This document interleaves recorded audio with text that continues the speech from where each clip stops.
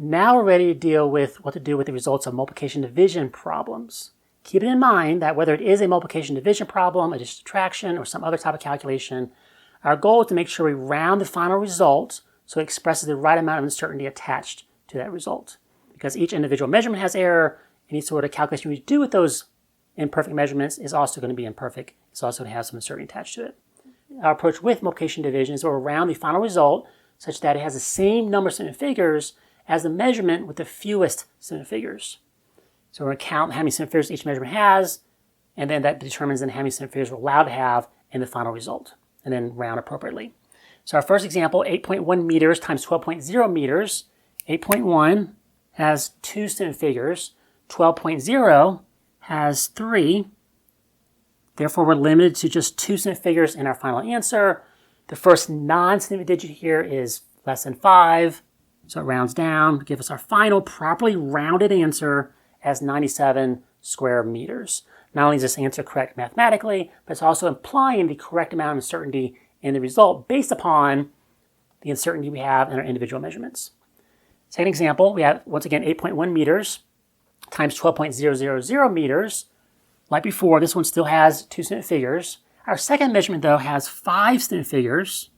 12.000 we have much more confidence in compared to 12.0. But even though we have a lot more confidence in this individual measurement, our result is still limited to the 2 significant figures we have in our first measurement. So the answer, once again, is still going to be 97 square meters. Example C is a division. So 33.100 grams has 5 significant figures, divided by 31.4 milliliters, which is 3 significant figures. Means our final answer is also limited to just the 3 significant figures.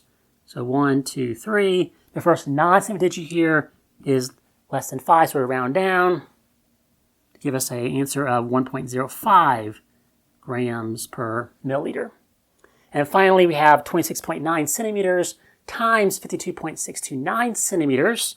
As before, 3 significant figures in our first measurement, 5 significant figures in our second measurement. We're limited to 3. 1, 2, 3. The first non-significant digit here is 5 or greater, so it rounds up. So our answer would be 1,420 square centimeters. But we want to be careful here, though, that if we leave it like this, we know that this last zero here is not significant.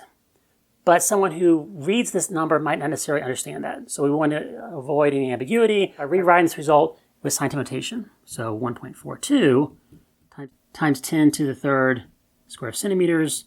So it's clear to not only us, but also to anyone who needs that number that it only has 3 significant figures. Now let's get into the reason why this rule is what it is. A measurement of 12.0 means we're confident it's 12 point something, and we're guessing here in the tens place. Well, if I'm guessing in the tens place, that means I have no idea what's in the hundreds place. No idea what's in the thousands place, 10,000s place, etc. Likewise, for 8.1 meters means I'm confident that it's 8 something. I'm guessing the tens place, so likewise, I'm also have no idea what's in hundreds place as well, thousands place, 10,000s place, etc. So if I were to multiply these two measurements by hand, we have question mark times question mark gives us a question mark. 0 times question mark gives us a question mark. 2 times question mark is a question mark. And 1 times question mark is also a question mark. I then add up my individual products. I get question mark drops down. Question mark plus question mark drops down. Question mark 0 plus question mark also becomes a question mark. Question mark plus 2 plus 0 is a question mark. Finally, 1 plus 6 is 7, and the 9 drops down. So the 4 decimal places, we get our answer of 97 square meters. Notice that the 2 significant figures in this second measurement limited the final answer to those same 2 significant figures.